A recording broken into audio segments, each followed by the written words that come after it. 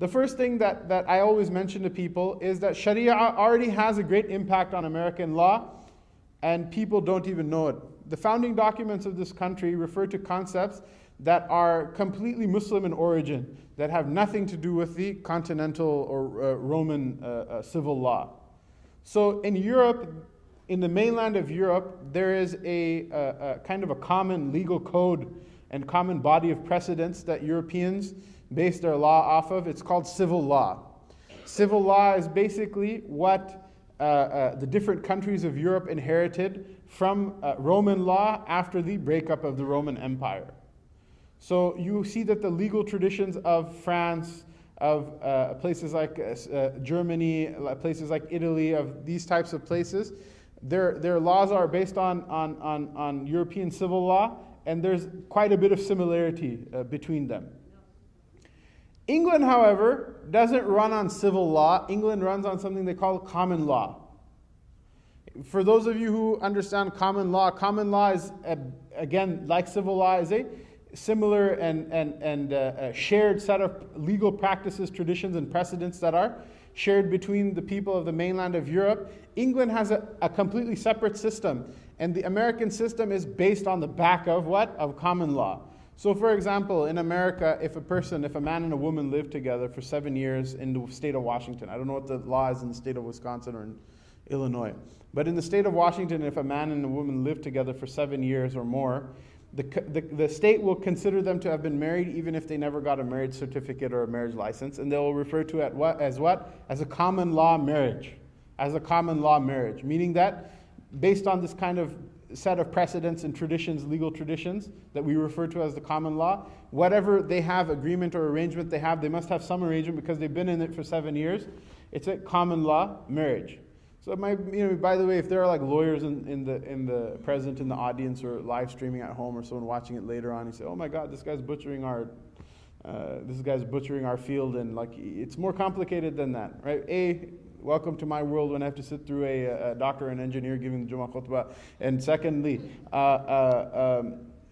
inshallah, of course, you have to simplify because there's a limited amount of time, inshallah.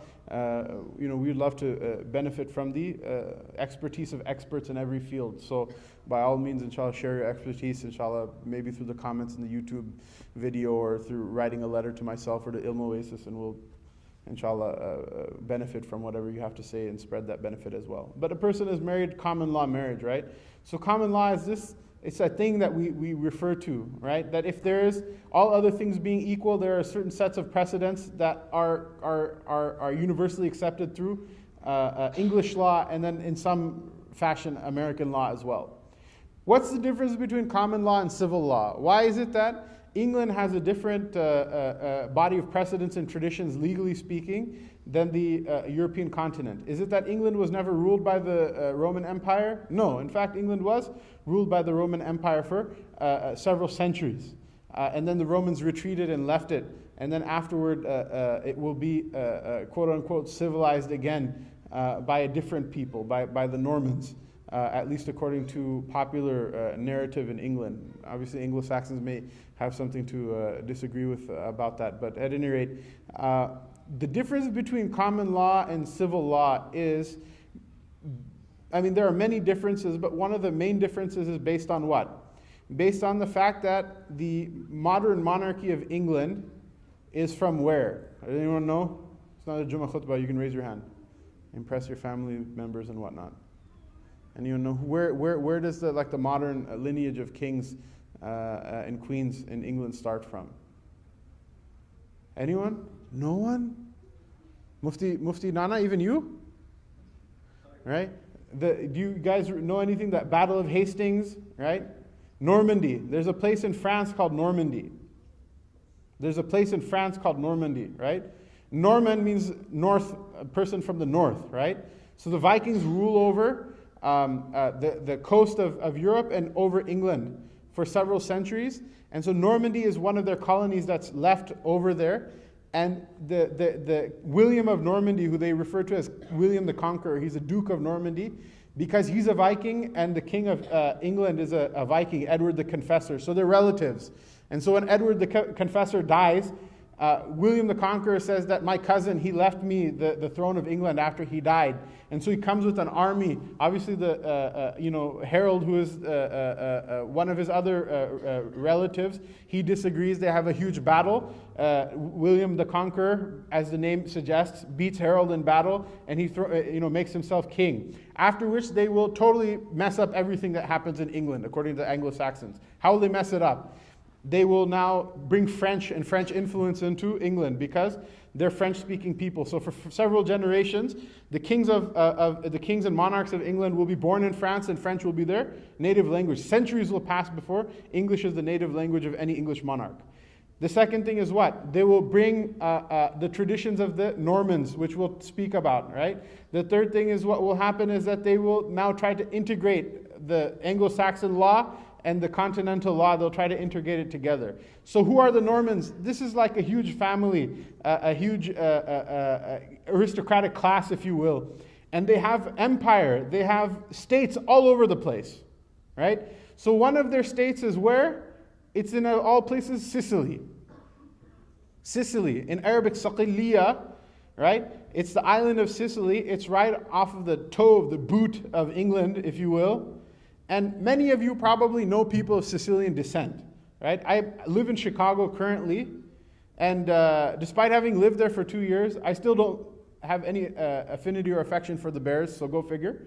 But the island of Sicily was actually ruled by the Muslims for centuries, and people don't know that. People oftentimes will refer to Muslim rule in Europe by talking about Andalusia, by talking about Spain. But actually, economically, the lands in Sicily were more prosperous and more productive. And for those a couple of centuries that the Muslims ruled over Sicily, they had absolute renaissance. It was something that was really beautiful in terms of not only economic benefit, but also intellectual benefit.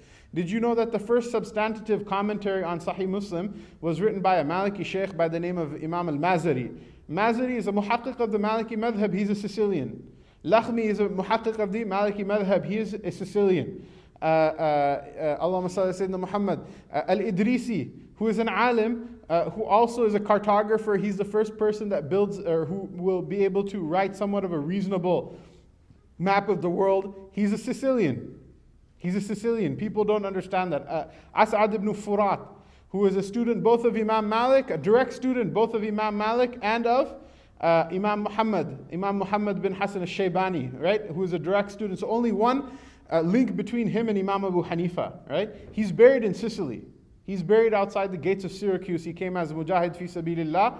And the Muslims actually came to Sicily, and the reason that they were so successful over there, or one of the many reasons they were so successful over there, is they overthrew the feudal system and actually let the peasant commoners own the land that they worked. Therefore giving them incentive, right, for our Republican friends, giving them incentive to what? Work harder, because they're going to earn the money from their increased production. And it absolutely blew all of the land production statistics off the chart based when compared against the productivity of agricultural land on mainland Europe, because people in mainland Europe, commoners, were held as serfs, basically as slaves of the noble class. And so what happens is what? Is that this rule in Muslim Sicily was ended by a Norman knight. A Norman knight who is commissioned by the Pope to kick the infidels, the Muslims, to kick the infidels out of Sicily. And so there is a Norman king by the name of Roger, who will take a Norman army and they will sail onto Sicily, and they will fight the Muslims in battle in several different places, and they will militarily overwhelm them, and they will end the Muslim rule over Sicily. But Roger is an interesting person. Roger, what does he do? He's not like the Spanish kings of Castilla, of Castile and Leon, and of Aragon. He's not like them, in the sense that he has some sort of blind and bigoted hatred against the Muslims. He's only doing this out of some maybe lukewarm religious conviction, probably more for economic and political gain. So when he becomes the king of Sicily, what does he do? He'll learn Arabic, He will read the books of the Muslims. He will read the Quran. He will read the Hadith of the Prophet ﷺ. He will learn the Sharia in a way perhaps nobody in this room will ever have the tawfiq of doing. They say that he used to know Arabic so well that he used to compose his own poetry in the Arabic language. We barely know how to even read poetry that's written in front of us properly. He used to compose his own poetry in the Arabic language, and he was so impressed with the civilization that the Muslims built in Sicily. Not only did he give an amnesty that the Muslims can live and practice as they wish to, he hired many of the Muslims that were functionaries in the Sicilian government to work for him, giving him also the benefits that the mainland Europe was missing out on. And he also adopted and incorporated certain rules of the Sharia, especially regarding the way debts are treated and the way certain sales are affected. Because the Muslims have this ability to trade, right, from classical times over a large expanse of geographical land. So a check that's written in Baghdad can be good in Morocco, or it's good in Indonesia, which is not even the case in the modern economic system, much less in classical times where they lacked the technology to effect such transactions because it all ran on trust. But he liked these systems of hawalas, of transferring debts and of buying and trading and solving certain issues of liquidity. And the Normans had a huge empire. So imagine this, right? So somebody is ruling in Normandy in France, somebody is in England, somebody is going to go on the Crusades and go this way, somebody is going to go that way, and they're all one empire and they have to affect all of this trade. So they learn a lot of these things from the Muslims and they adopt these things into their own law. And that's one of the key points where English common law and what will become English common law diverges from what? From the continental civil law. So they referred to him as the baptized sultan, that this is the baptized sultan, that the Pope always wondered, this guy, is he really a Christian or not? Maybe he's like undercover Muslim and he's not telling us because he's promoting these. So he'll do like amazing things, like he'll build monasteries and churches that look like masajid and they're filled with Arabic calligraphy on all the walls and things like that. So the other Christians are like, this guy, keep an eye on him because he may try something funny on us. But Allahu Alam, he lived and died as a Christian, but he appreciated Muslim civilization and incorporated parts of it into Western civilization. One of the most important elements of Muslim law that they take for an Islamic judge, and there's a need for a qadi everywhere Muslims live. Classically, many of the ulama, including Imam Malik, they considered it to be haram for a Muslim to live as a minority in a non-Muslim country. They classically considered that to be wajib for such a person to make hijrah and go back to the Muslim world.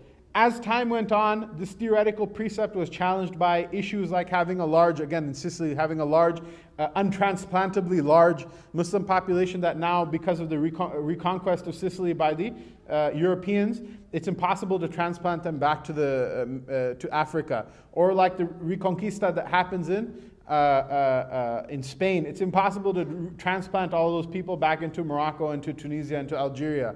And so the Maliki fuqaha will later on recognize that this is an ideal perhaps we're not going to be able to live up to, so we have to learn to deal with it.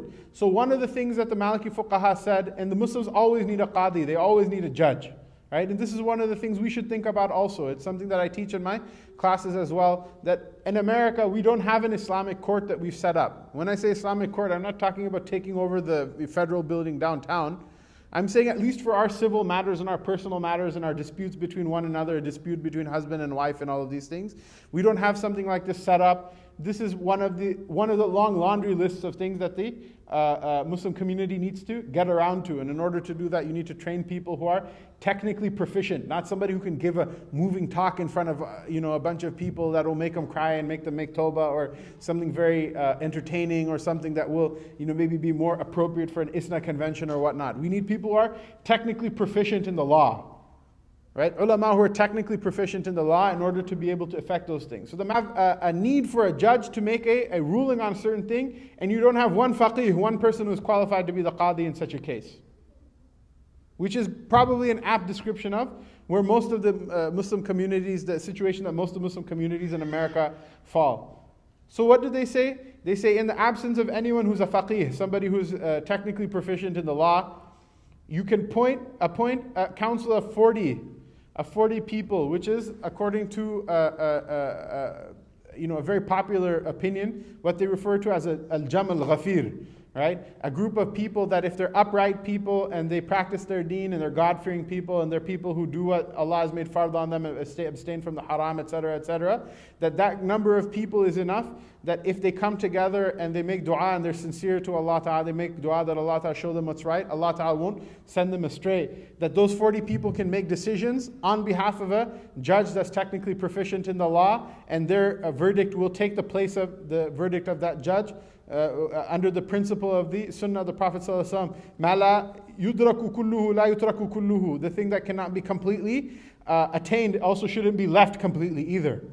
So this council of 40 people that will stand in the place of a judge is then adopted by whom? It's adopted by the Normans into civil law. That's how you receive the concept of trial by jury, something that is originally absent, into common law. That's how you receive the concept of trial by jury, something that's totally absent from continental civil law. So if you have a problem with Sharia, go amend the constitution and throw out trial by jury. Go through out the laws you have regarding the protection of debtors in bankruptcy. Go through out all of these things, which it's very easily demonstrable that these are concepts that are not natively developed by Europeans or by Englishmen or by Americans or by the Normans. Rather, they are very demonstrably pulled from Islamic law and adopted into a European law because a wise man will take wisdom from wherever it comes. A wise man will take wisdom from wherever it comes. And if you want to kind of call my bluff on this one, you think that this guy, mashallah, whenever you listen to a Muslim talk, all of a sudden Muslims discovered America, Muslims invented the airplane, Muslims were the first ones to the moon. And there's some people like that. So, if you're wary about it, I can understand where you're coming from, because I've heard a lot of those kind of nonsense talks also myself. There's a Christian Lebanese scholar, actually not Lebanese, I should say. There's a Christian Palestinian scholar. His name is George Maqdisi. I don't know if he's even alive anymore or not. George is spelled George, and Maqdisi is spelled with a K, not with a Q, right? Makdisi. George Maqdisi, he wrote 2 articles. One about the way that the madrasa system, the system of schools to teach the Sharia in the Muslim world, will be the seed that will give you the current form and shape of universities in the West. And the other is called Islam and I believe Islam and the Rise of Colleges. I'm not 100% sure. And the other one is called Islam and the Rise of Humanism. And it talks about how the very concept of the humanities comes through the Muslim world, is transmitted to Europe through the Muslim world. And he wrote a paper about Islam and the origins of common law. The paper you can find, I think, for free on the internet. I don't know if it's like legally for free, but I see that there are places that you can find it for free on the internet. You can read it on your own, come to your own conclusions, inshallah. But it's written by a non-Muslim, an academician, somebody who has a PhD and all of these other things. So if you think that this is just some bearded guy who's trying to give us a Islam invented everything speech again, well, you can go look it up and see for yourself. So what did we say? We already proved Islam's not trying to kill nobody. We already understand through common sense that Islam, even if it wanted to have complete hegemony over America, it couldn't do so except for through the democratic process. And now we're already proving that the Sharia actually is I would argue, an inseparable part of what makes American law American law. I mean, forget about trial by jury. These are furu'i issues. These are ancillary issues. Let's talk about usuli issues, fundamental issues. What does Thomas Jefferson, the eloquent man who drafted the Declaration of Independence, what does he talk about? He talks about life, liberty, and the pursuit of happiness. The very concept that there are kulliyat, that there are certain things that the law is there to defend, and there are certain things that the law is there to protect, that form the social contract between the ruler and between the subjects that they rule, is something that you will not find any origin with in Christianity or in the West or in Roman law. You won't find that concept anywhere in the West or in Christianity, but you'll find it centuries before Thomas Jefferson. John Locke will write, before Thomas Jefferson, he'll write about life, liberty, and property. Life, liberty, and property. And even centuries before John Locke, who will write, people like Imam Ghazali and people like the usuli theorists of the Sharia will talk about al-kulliyat al-khams, that there are 5 things that the Sharia, every law of the Sharia is there to protect one of these 5 things. And there's no law that is there except for it gives you benefit in one of these 5 things. The first is what? Deen. The second is, and we'll get to that, put an asterisk by deen. Why did Thomas Jefferson and John Locke not mention deen? The second is what? It's life. The third is what? A person's mal, their property. The fourth is what? A person's ird, their honor. Their honor. And that's not there either. That's not there either. Because, and what does it tell you about a civilization? Nabi Sallallahu Alaihi Wasallam on the Hajjatul Wida', he said what? He asked the people, what is this day? And they said, Allah and His Rasul know best. And he fell silent, so silent that they thought when he said something, he's going to name it a different name than the name that they knew for it. And he said, isn't this the day of Arafah? And they said, yes, Ya Rasulullah. And then he asked, what month is this? And they say, Allah and His Rasul know best, right? No, it's Dhul Hijjah, I know. No. Right? It's adab, right? So, because they trusted the Prophet ﷺ, and people used to trust the ulama at one time as well. Wal-iyadhu billah, now that there are people that they don't trust the ulama anymore, and you see that the ummah is in the state that it's in. He's asked, what month is it? He said, they said, Allah and His Rasul know best, sallallahu alayhi wasallam. And he fell silent so long that they thought he'll name it from a name that it's from a different name that they knew. And he asked, isn't this the month of Dhul Hijjah? And they said, yes, Ya Rasulullah. And then he asked them, what land is this? And they said, Allah and His Rasul know best, sallallahu alayhi wasallam. And he fell silent, so silent they thought he would name the land by a name other than its name. And he says, isn't this the Baladullah al-Haram, the sacred land of Allah Ta'ala? And they said, yes, Ya Rasulullah. And then he says something it's very simple. You want to explain to someone what Sharia is? It's exactly what the Prophet ﷺ said. He said, then know that Allah subhanahu wa ta'ala has made your lives sacred, and He's made your property sacred, and He's made your honor sacred, just like Allah ta'ala made this day sacred, and this month sacred, and this land sacred, right? So what does it tell you about one civilization that talks about the honor of people being one of the kulliyat, one of those things that every law of the Sharia returns to? And what does it tell you about another people that don't include a person's honor in those kulliyat?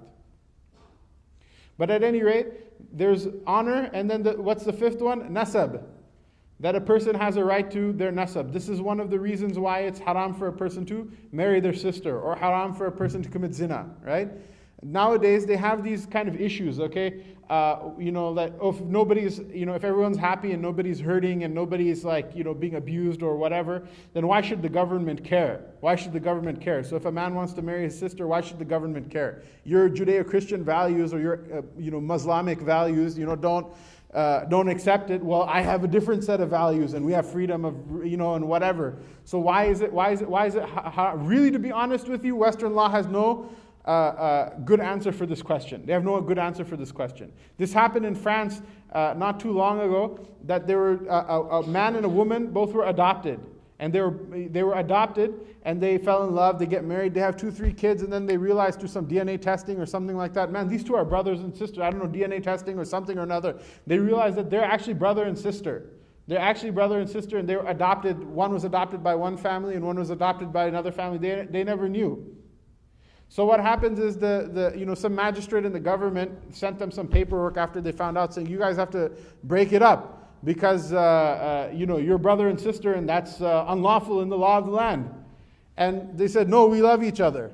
And what happened? The French public had such an outcry, such a backlash, they amended the law in order to allow these people to live together. Wal-iyadhu billah. Now the children, who's your mother, who's your khala, who's your mamu, who's anybody, who knows? Allah knows best. The entire family tree, the nasab, is confused, it's messed up. Right? That's why, right? That's the reason we give that nasab, a person, the preservation of their lineage, that everyone should know who their father is and know who their mother is, and that their lineage, knowing what their lineage is properly, is a essential ingredient to them functioning as a productive human being in society. This is what Islam has to offer that the West doesn't have from before. So if you have a problem with one of these 5 things, it's very important. You understand this is very important. What's my proof that African American people, out of all people, need to understand why the nasab is important? Why is it that you have African American people in America, someone's last name Jenkins, someone's last name Jones, someone's last name is whatever, this, that, or the other thing? That's not your forefather's last name. Why? Because they stole your forefathers' last names from you. They stole the names of your people, the name of your tribe, the names of your fathers, and the names of your mothers from you. because they knew if a person doesn't know who they are, it's easier to convince that person that they're not a human being. If they don't know what their nasab is, they don't know where they belong in the family tree of mankind. It's very interesting, and I kind of get a little irritated nowadays, because oftentimes there's a beautiful tradition when people would become Muslims, they would take a Muslim name. And now somehow, I don't know, for some reason or another, this has become like not fashionable anymore. And obviously, it's not fard for a person to take a new name unless their old name has something wrong with it or something bad about it. But there's beauty in taking a name in Islam. And especially, I don't understand, especially African American brothers and sisters, when people tell them this, obviously, most of them, they say, hey, listen, that's not my name in the first place. That's the name of somebody who illegally and irresponsibly enslaved my forefathers. And why should I carry that person's name with me at all? It's better, right? That's what Malcolm X, why did he become X? He says better to use X because it's an unknown quantity than to attribute myself to the name of the person who did dhulm on my forefathers. It's absolutely important that people know what their nasab is, who they are, where they're from. And if they cannot know that, at least to know where they're not from. That's important as well. So these are the 5 things that the Sharia calls to. If you have a problem with one of these 5 things, then go ahead and kick up the dust with Fox News and whatnot. If you think that these 5 things are reasonable, then you should at least understand. You don't have to accept, but you should at least understand what the benefit is in the Sharia. With this, inshallah, I think it's a good break point. We've gone on long with the discussion. I've gone on longer than I wanted to. I just wanted to give 2 things in summary. If someone ever has a problem with the Sharia, say, I have a book of Sharia, let me show it to you. You can pull out any translation of any fiqh book, and you'll see that the first thing is it shows you is what's clean and what's not clean, and then it shows you how to wash yourself after going to the bathroom. Then it shows you how to make ghusl after having relations. And this is not something that's going to overthrow the throne from underneath underneath Obama. It's not going to throw the Oval Office over his head. Don't worry, it's nothing that you need to be afraid of. There are certain people who profit from your fear, and you and I are not one of them. So you don't need to worry about that. So that's a very easy thing you can say.